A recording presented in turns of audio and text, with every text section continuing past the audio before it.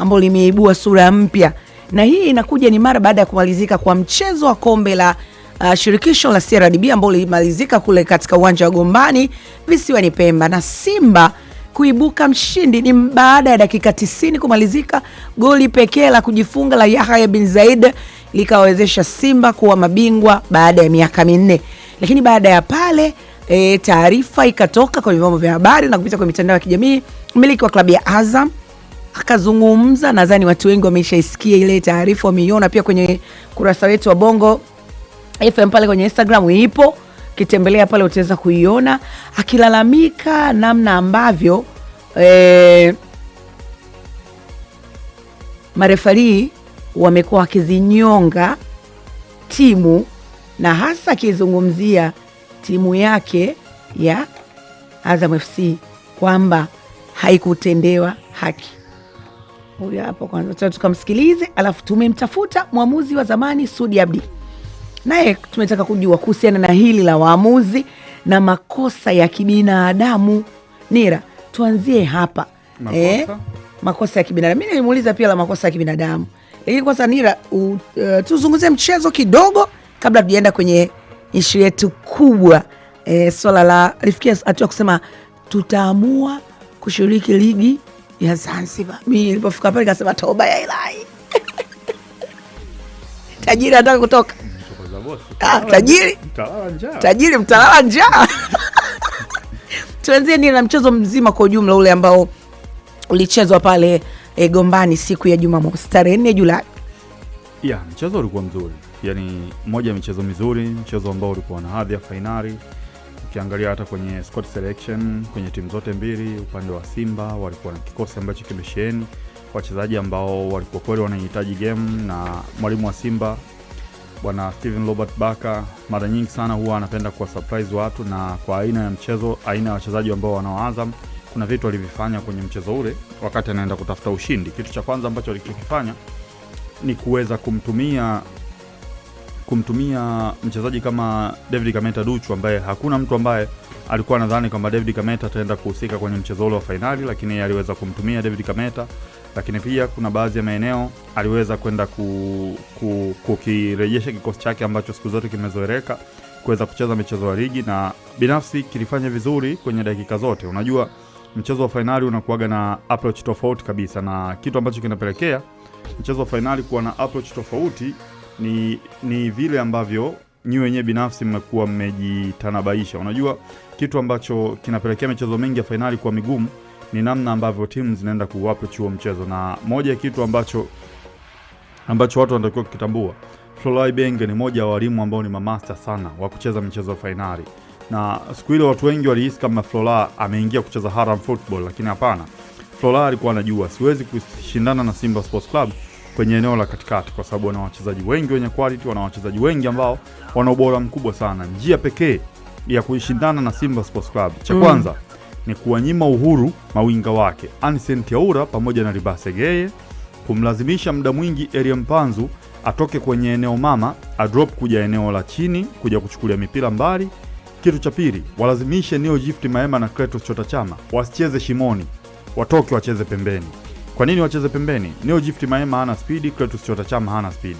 Ukiwalazimisha watoke ndani waje pembeni, ina maana kwamba umeenda kuiua Simba kwenye eneo la katikati. Kiungo anayebakia pale ndani sio mzuri kwenye kupasia. Hapa tunamgusa nani? Yusuf Kagoma. Na hicho ni kitu ambacho walifanikiwa kwa asilimia kubwa sana kikosi cha Azam FC, na ni kitu ambacho kiliwapa comfort zone na kikawafanya kuweza kutawala mchezo. Kuna muda tuliona majaribio kadhaa wakina Jefte Kitamba la bola, kuna attempts ambazo walikuwa wanajaribu kuzifanya wakawa wanafanywa mazandi na mwamuzi akawa na tafsiri tofauti, lakini binafsi ulikuwa ni mchezo mzuri. Ni mchezo ambao Steven Robert Baka kuna vitu alivifanya na vilikuwa vitu bora sana kwenye mchezo ule. Kuna vitu alivyoonyesha vilikuwa ni vitu ambavyo binafsi naamini kwamba kila mshabiki ambaye alifuatilia mchezo ule alienjoy. Unajua Steven Robert Baka mara nyingi sana anapenda kuwa first team kwenye mechi zote ambazo anacheza, lakini siku ile kidogo alikuwa ni mtu wa tofauti. Aliingia as a second team, hakutamani kuwa first team, kwa sababu michezo ya finali mara nyingi ni michezo ambayo inakuwa na matokeo ya tofauti. Kuna siku utaingia kwenye mchezo husika utasema kwamba leo hii mimi natamani kwenda kuwa first team, lakini ukaenda kupishana na mpinzani wako akatumia advantage ya makosa machache akakuadhibu. Lakini unaweza kuingia kwenye mchezo husika ukaenda kuwa wewe second team na ukawini kupitia moment chache, na ndio kitu ambacho alikifanya Simba. Simba wametumia moment chache sana kwenye mchezo ule. Hakukuwa na moment nyingi ambazo zilikuwa ni clear, lakini moment ambayo ilipatikana free kick wakaweza kutumia vizuri. Makosa ya Yahya bin Zaidi kuweza kujifunga yakapelekea Simba kuondoka na ubingwa. Unajua kitu pekee ambacho Simba watajivunia zaidi ni ujio wa Steven Robert Baka. Unajua baada ya kuja Steven Robert Baka kuna vitu vingi sana vimebadilika ndani ya Simba. Ni kweli kuna sehemu zina mapungufu, kuna sehemu zinahitajika kuboreshwa, lakini baada ya ujio wa huyu jamaa kuna baadhi ya vitu vingi vimebadilika. Hata playing style ya Simba, hali ya kujiamini kwa wachezaji imekuwa juu sana. Ukifikiria kwenye mchezo mgumu kama ule, kwa mwalimu mwingine siku zote angekubali kuanza na Shomari Kapombe, lakini Steven Robert Baka yeye hakufikiria kuanza na Shomari Kapombe. Kwenye kichwa chake aliyokuwa anamfikiria na aliyekuwa anamuona ni Duchu, na Duchu hajamwangusha mwalimu, kaenda kumpa performance bora kabisa. Na kwa namna mchezo ulivyokuwa unaelekea ilikuwa inaonyesha dhahiri shahiri kwamba kuna kitu ambacho kitatokea, na ni mchezo ambao kwa namna ambavyo ulikuwepo kwenye dakika zote ulikuwa sio mchezo wa kusubiria mabao matatu ama manne. Ulikuwa ni mchezo ambao litatokea bao moja litafungwa, and then baada ya hapo kila mmoja atakuwa nyuma ya mpira, na ndio kitu ambacho kilienda kutokea. Bao moja la kujifunga, baada ya pale kila mmoja analinda upande wake. Simba wakawa wanalinda bao lao moja, Azam wakawa wanajitahidi kufunguka kwenda kushambulia mpaka dakika 90 Simba kaibuka mshindi. Sawa Nira, tunaweza tukamsikilize mmiliki wa Azam FC akizungumzia kuhusiana na sakata la malalamiko sasa hatari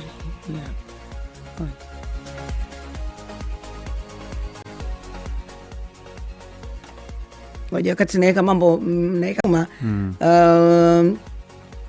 kadi nyekundu ya Fei. Hii ndio imezua mambo yote haya ya mpaka mmiliki kusema kwamba tunaweza tukatoka tukaenda kushiriki ligi sehemu nyingine. Ni kadi nyekundu halali. Unajua tutapiga kelele, tutaongea, lakini kitu ambacho naamini kama mtu angeenda kuhoji kwa nini muamuzi alimhukumu Fei peke yake pasipo kumhukumu na Ribasege. Unajua watu wengi wanatakiwa kuelewa hichi kitu, na hichi kitu kipo wazi dhahiri shahiri. Fei alifanya makosa ambayo yalipelekewa na yeye kuanza kufanywa madhambi na Ribasege wakati Azam wanaenda kushambulia kwenye counter attack. Ujue wakati wanaenda kushambulia Ribase alikuwa anamkaba Fei, na alikuwa mkabi kiungwana na sio kiuana michezo. Alikuwa anamfanyia vurugu ambazo zilipelekea Faisal Salum kuweza kwenda kufanya lile tukio ambalo alilifanya. Fei alideserve kupata kadi nyekundu kwa tukio alilofanya kwa sababu ni shambulio la kupiga. Alimweka ngumi Yes, alimpiga ngumi. Kwa shambulio la kupiga, Fei alikuwa anastahili 100% kupewa kadi nyekundu.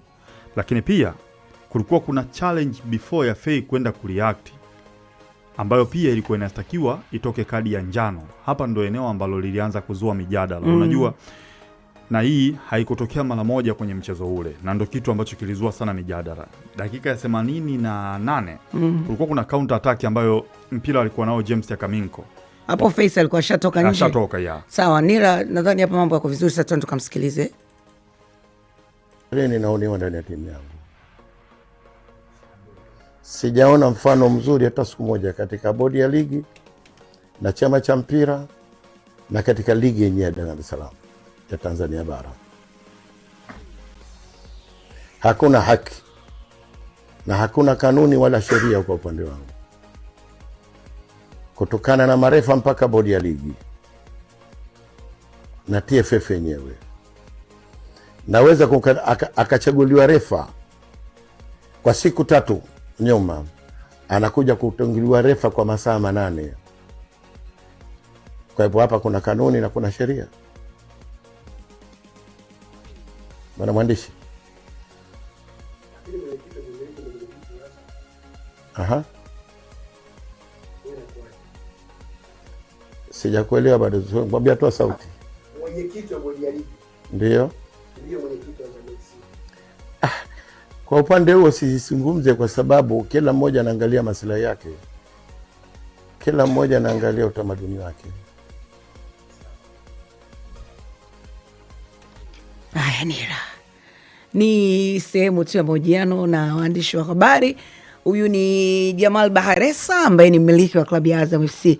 Baada ya ule mchezo na Azam wakagoma kwenda kuvaa medali zao, ikawa kama hivi Senegal fulani hivi yani usadi yani ukawa umeingia fulani hivi, lakini mechi ikaisha na mambo mengine yakaendelea. Sasa sisi tumetaka kujua zaidi kuhusiana na haya wanasema makosa ya kibinadamu ama matukio ya inatokana kwamba mwamuzi inawezekana asione, ama inawezekana pia kuna matukio mengine ambayo huwa pia yanafanyika. Uamuzi wa bongo hakuna makosa. Tulia sasa Nira, basi mbona una haraka?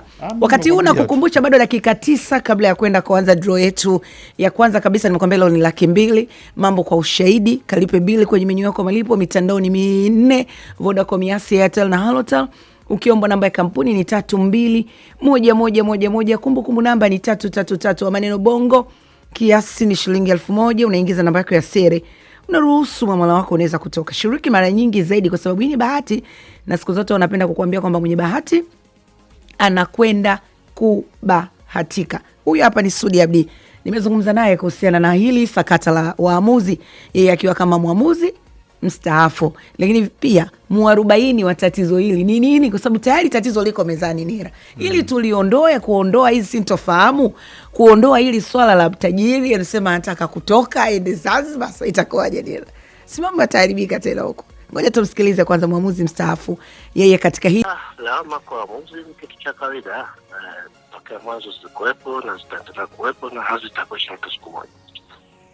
Ndio maana wenzetu unaona wameintroduce mambo ya VAR angalau kupunguza hizo lawama, na kwenye mchezo makosa hawezi kukosekana, ingawa inatafsirika kwamba akikosea mwamuzi basi anafanya makusudi, lakini kukosea kupo kwanza atakuwa mchezaji anaweza kukosea, atakosa penalty, lakini hawi jambo kubwa au hawi issue kubwa, lakini mwamuzi natokea tu amepitiwa, ameona ni foul kumbe sio foul, au ameona sio foul kumbe ilikuwa ni foul, basi kwake linakuwa jambo kubwa, inatafsirika kwamba amefanya makusudi. Sasa hilo jambo halipendezi, lakini ndio tunakwenda nalo kwa sababu hamna namna nyingine ya kufanya.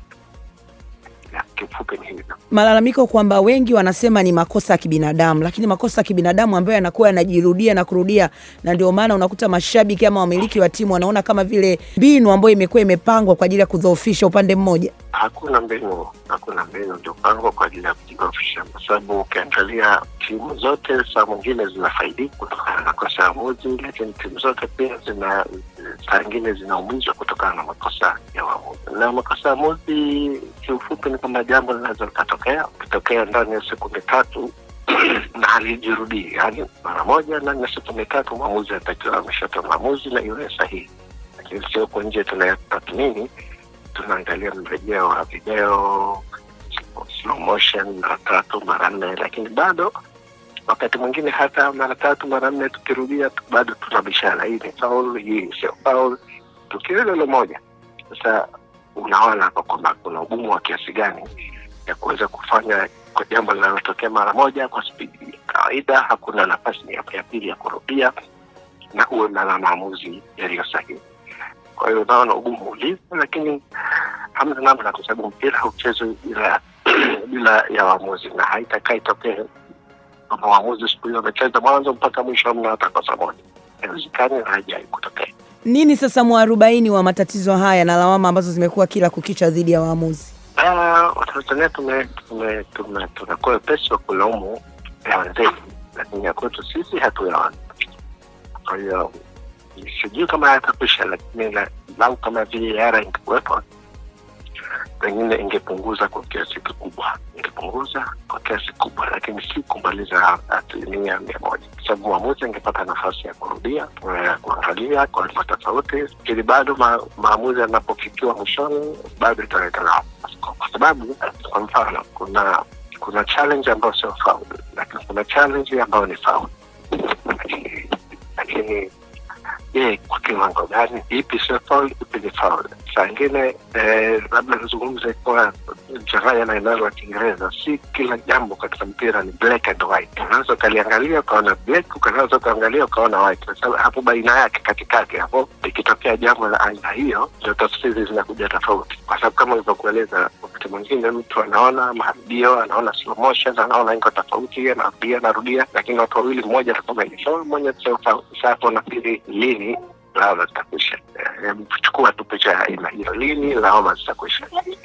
Lawama ni sehemu ya majukumu ya waamuzi na ni sehemu ya mpira kuzungumzika na kuwa mchezo na unaowavutia watu. Na wakati mwingine lawama hizi zinapelekea mmoja kukosa pengine ni haki yake, labda ilikuwa ni swala la ubingwa, kombe liko mezani pale, mwingine kutokana na maamuzi tu anaenda kukosa, naamini ilikuwa ni haki yake yeye kushinda. Sasa inatafsirika kwamba kama kuna michezo ambayo inakuwa imepangwa, swala la michezo siamini kwa sababu mtu anayekosa ubingwa pengine kwa mchezo wa mwisho, inawezekana huko nyuma alipata haki ambayo haikuwa haki. Au yule anayepata ubingwa kwa dakika ya mwisho, inawezekana pia naye pia alidhulumiwa. Vitu vya aina hiyo vipo.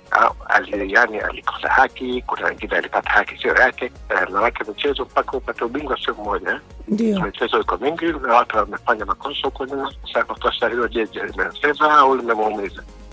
Na pia tuyatathmini haya kama tunadhani kwamba labda mchezo mmoja mwisho unatokea matokeo, labda kuna kitu amekuwa favored, basi tuone kwa sura hiyo. Yes, ni mwamuzi wa zamani huyo Sudi Abdi kutoka jijini Arusha.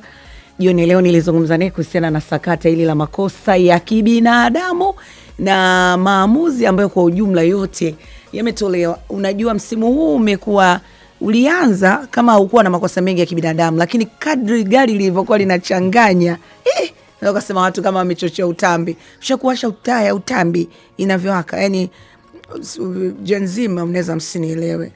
Utambi wa taa ile karabai inavyowaka, yani inaanza kidogo yani, na unaponye utambi ili utambi ukolee kwaka. Sasa ligi ilivyoanza tukasema yes, safari hii tutakuwa na ligi nzuri, makosa yatakuwa mengi, makosa ya kibinadamu. Kweli palianza vizuri. Mama yangu gari ilivyokuja kuchanganya katikati. Anyway, nikakumbuka wanangu wa Ken Gold, miongoni mwa timu ambayo ilipata shida sana na waamuzi msimu uliopita ni Ken Gold. Na walikubali, na hata Ken mwenyewe alikubali akashuka kule na yuko huko kwenye championship, na imani msimu ujao akichanga karata vizuri anaweza kurudi. Sasa mmemsikia vizuri. Kabla tujaje kuchangia kwa muktadha huo wa makosa ya kibinadamu, mimi nakukumbusha bado dakika moja kabla ya kwenda draw yetu ile ya kwanza ya 200,000 kwa watu 5. Utaratibu wetu ni ule unatumia Vodacom ni nyota 150 nyota 00 reli, chagua namba 4 lipa kwa M-Pesa, kisha weka namba ya kampuni ambayo ni 321111, kumbukumbu namba ni 333, ama neno bongo, kiasi ni shilingi 1000. Ingiza namba yako ya siri kuweza kuruhusu mama wako aweze kutoka. Wewe unayetumia Halotel ni nyota 150 nyota 88 reli, chagua namba 4 lipa bili, kisha weka namba ya kampuni ambayo ni 321111, kumbukumbu namba ni 333, ama neno bongo, kiasi ni shilingi 1000. Ingiza namba yako ya siri kuweza kuruhusu mama wako aweze kutoka. Wewe unayetumia Yas nyota 150 nyota 01 reli, chagua namba 5 lipa bill, kisha weka namba ya kampuni ambayo ni 321111, kumbukumbu namba ni 333, ama neno bongo, kiasi ni shilingi 1000. Ingiza namba yako ya siri kuweza kuruhusu muamala wako uweze kutoka. Sija kusahau wewe unayetumia Airtel ni nyota 150 nyota 60 reli, chagua namba 5 lipa bill, kisha weka namba ya kampuni ambayo ni 321111, kumbukumbu namba ni 333, ama neno bongo, kiasi ni shilingi 1000. Ingiza namba yako ya siri kuweza kuruhusu muamala wako uweze kutoka. 200,000 kwa watu 5 na dakika 3 tu natoa za upendeleo kwa wale ambao walikuwa hawajaweka pesa kwenye simu yao. Niende kuchezesha draw kwa ajili ya kwenda kumtafuta mwakilishi katika draw yetu ya kwanza ya 200,000 kwa watu 5. Ali Luambano. Nile amezungumzia mchezo kwa ujumla, tusirudie tena hapo, lakini na matukio yaliyotokea. Turudi sasa kwenye hili sakata la waamuzi ambalo limepelekea pia, umemsikia pia mmiliki wa klabu ya Azam FC Jamari Baresa akizungumzia swala ikiwezekana hata kujitoa kutokana na kutotendewa haki. Msimu umelalamika sana, viongozi wa Simba walizungumza pia, hata katika juzi kwenye finali ya Mapinduzi walizungumza kama ingekuwa na haki wao wanaamini wao ndo wangekuwa mabingwa. Lakini kwa Yanga mimi nimeshasikia Yanga wakilalamika kuhusiana na waamuzi. Kuna muda nao pia wao wanahisi wameonao, sasa kwenye mchezo wa dabi. Kwenye dabi ilifanyika pale Zanzibar mara baada ya Simba kukataliwa bao lao la ile foul ya Dickson Job. kwenye lile movement ambao alikuwa anafanya Prince Dube ambao okay, wangeweza kwenda kupata bao. Kwa hiyo wao pia kuna muda walikuwa wanalalamika.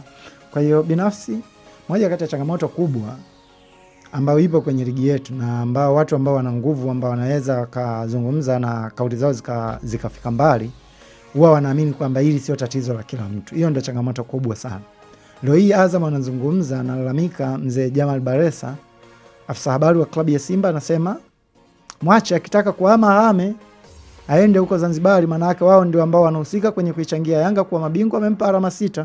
Kwa hiyo akiondoka, maana yake Yanga atakuwa na struggle kutafuta alama 6. Kwa hiyo ukikaa ukiangalia wakati Simba akiwa mnufaika, sikiliza kwanza, wakati Simba akiwa mnufaika kwenye makosa ya kibinadamu, wanaamini shida ya waamuzi wao haiwahusu. Wakati Simba wanalalamika, Azam walikuwa wanaamini kwamba shida ya waamuzi ni watu wa Simba tu, wao haiwahusu. Wakati Yanga wanalalamika, Simba wanaamini kwamba hilo ni tatizo la Yanga peke yao, wao haliwahusu. Hiyo ndio changamoto kubwa ambayo ipo. Inakumbusha kuna story fulani hivi, wanasema alitegwa mtego wa panya, tembo alihisi kwamba mimi huwa unihusu, ng'ombe alihisi kwamba mimi mtego unihusu, mwingine pia anahisi, mbuzi anahisi kwamba mimi mtego unihusu, ni mtego wa panya peke yake. Kwa hiyo kuna muda sisi kama wadau wa michezo na viongozi wa ligi yetu, wasimamizi pia, yes, tunatakiwa wote tuimbe lugha moja. Leo hii viongozi wa Simba wanatakiwa kulalamikia maamuzi mabovu ya waamuzi, viongozi wa Yanga wanatakiwa kulalamikia maamuzi mabovu ya waamuzi, vivyo hivyo pia kwa Azam na vilabu vingine vyote ambavyo vinashiriki ligi kuu, vyote wanatakiwa kulalamikia maamuzi mabovu ya waamuzi. Bahati mbaya mtu ambaye anakuwa kwenye favor kwa muda huo anaamini kwamba yeye hana shida ya kumlalamikia mwamuzi, na ni watu ambao wamefungwa ndio ambao wanatakiwa kuweza kwenda kumlalamikia. Hiyo ndio changamoto kubwa pekee ambayo ipo kwenye ligi yetu. Na bahati mbaya watu ambao tunausemea huu mpira, timu zetu pendwa ziko favored kwenye hayo matukio, tunazungumza kwa maana ya kwamba timu yetu ilikuwa bora ndani ya uwanja, ndio maana tumefanikiwa kupata matokeo. Hatuzungumzi ule uhalisia ambao ulikuwepo kwenye mechi. Ndio. Kwa hiyo hiyo ndio changamoto kubwa ambayo ipo. Leo hii mwamuzi ambaye amechezesha vibaya anaporudi kuja kusikiliza maoni ya watu ambao wamepewa heshima ya kuzungumzia mpira, wakisema kwamba mwamuzi alikuwa sahihi, hatuwezi kwenda kumjenga huyu mwamuzi. Mwamuzi anaamini kwamba okay, kumbe kuna baadhi ya watu waliona kwamba nimefanya vizuri, kumbe hakuna muda tena wa kujirekebisha. Lakini kungekuwa kuna watu ambao wanasimama kusimamia haki, haijalishi timu yake imepoteza, haijalishi timu yake imeshinda, kama mwamuzi alikuwa na makosa, watu wanatakiwa kumjaji kwa haki. Bana, yes, timu yangu ilikuwa, najua hatuwezi tukazungumza hapa timu yangu ilikuwa nini, lakini tunaweza tukazungumza tu bana, timu yetu, tunaweza tukazungumza tu kwamba kulikuwa kuna changamoto kwenye maeneo ya waamuzi, mwamuzi alikosea sehemu 1 2 3 4, anatakiwa kwenda kujirekebisha ili next game, kwa kuwa hao waamuzi wako kwenye mitandao ya kijamii, anapoona kwa maana kwamba amekosolewa kwa kiwango kikubwa, game inayofuata atakwenda kupunguza yale makosa ambayo alikuwa ameyafanya. Tofauti na hapo, mwamuzi kakosea, anakwenda kupita kwenye mitandao ya kijamii, watu wanakwenda kumsifia kwamba mwamuzi amefanya vizuri, hapati hiyo room. Na hali hiyo inafikia hatua hata mchezo ukimwona tu mwamuzi fulani leo ndo mchezo ni mwamuzi wa mchezo, watu wanaanza kupata mashaka, wanakuja kabisa na matokeo kabisa yes, kwamba hapa hatuwezi, haki hakuna. Hata finali mwamuzi wambadilisha. Kwanza ni mzee Jamali anachozungumzia ni kitu gani? Mwamuzi alikuwa ndani wa kwanza, Ahmed Arajiga. Ikapigwa switching ndani ya masaa 24. Kwa hiyo wali switch na hii hali kwa mwamuzi alichezesha ile finali, ni mwamuzi ambaye tayari nisema kwa nyonga mechi ya Simba na Namungo kama mnakumbuka. Ya Ruangwa. Mwamuzi alikuwa ni huyu. Na kuna mechi nyingine pia ambayo pia na Simba alicheza KMC hapa. Unajua nini leo? Kama kumbukumbu zitakuwa ziko vizuri. Sasa inafikia wakati ukimwona tu mwamuzi fulani, hata wewe hali mwenyewe ni mdau wa soka, ukienda uwanjani, ukiona tu leo mtu fulani yuko uwanjani, unaona kabisa leo haki hakuna. Kabisa. Sasa kwa nini nafikia hatua hiyo? Yaani kama mtu kweli ni kazi ambayo ni taaluma yako ambayo inakupa maisha. Changamoto wanawekewa ngao, yani mwamuzi anaboronga, alafu kuna watu wanakwenda kuwawekea ngao. Kwa hiyo mtu anakuwa kabisa kwamba okay, hata nikiharibu kuna watu ambao watakuja mimi kunitetea kwa kuwa wote hatuimbi wimbo mmoja. Kwa hiyo unataka vipi hali? Kwa sababu Kenny alilia sana na waamuzi wakati Ken Gold inashuka daraja. Nadhani kila mtu alikuwa anamwona kama vile ni timu ambayo hakujiandaa, ni timu ambayo haikusajili. Na ndo kauli iliyokatumika kwake. Kwamba alionekana kama vile hakujipanga kuja kwenye ligi. Na kitu kingine ambacho Ali anataka kukatisha kona. Sisi soka letu linauliwa na hao wasemaji na viongozi wa hizi timu. Kivipi? Hata wachambuzi pia. Na baadhi ya wachambuzi ambao wao wameamua kujivisha unazi kwamba mimi ni timu fulani, hata kwenye ovu nitatetea. Unajua na akija kwenye mitandao ya kijamii anawekewa zile emoji za makofi, leo umezungumza vizuri, leo nimekupenda, si leo umefanya nini? Msimu uliopita kama utakuwa na kumbukumbu, Jafet Smart alibolonga sana kwenye mechi ya Simba. Baada ya mechi kutamatika, anaenda kuojiwa, msemaji wa Simba alisema huu ndio ubaya ubwela. Shanaelewa? Huyu mwamuzi tayari umeshamkingia kifua. Hataenda kujianalyze kulitambua kosa lake. Shanaelewa? Yanga wanacheza na Namungo ananyimwa penalty. Akija kuulizwa msemaji wa Yanga, hataongelea yale mapungufu, hataongelea usahihi tu wa timu yake.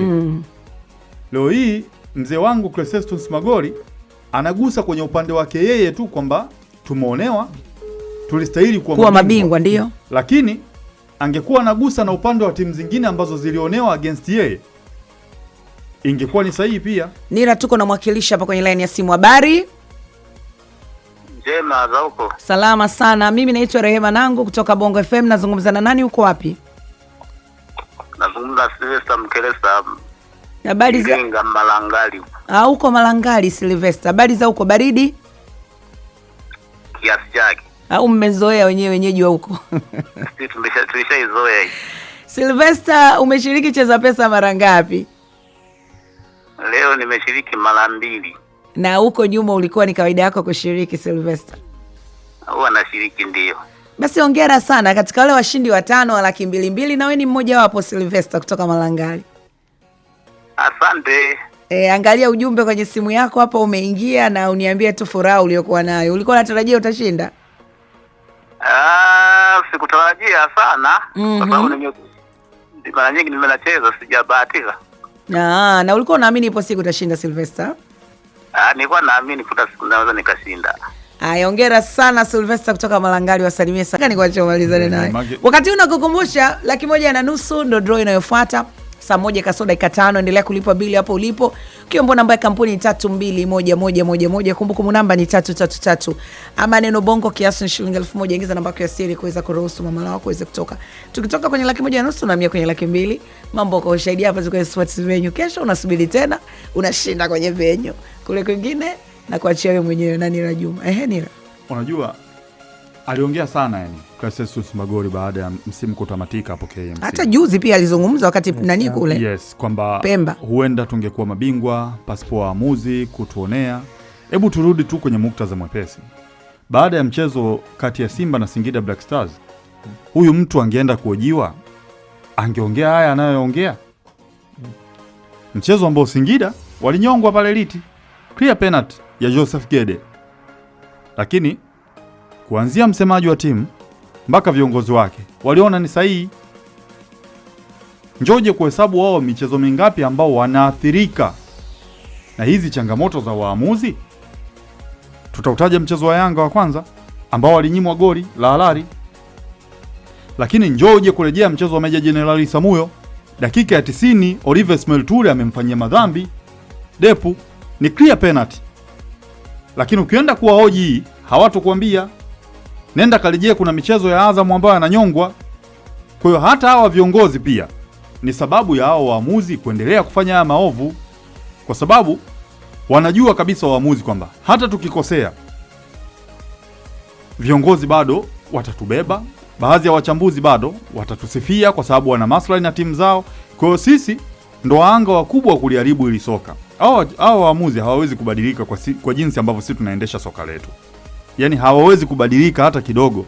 Kwa sababu leo hii mimi ninaweza nikawa nasema kwamba kweli Prince Dube alifanywa madhambi na Yerson Fuentes, ilistahili kuwa penalty. Lakini anakuja kusema kwamba amna, Dube naye ajikaze. haikustahili kuwa penalty. Ni contact games. Ushaona?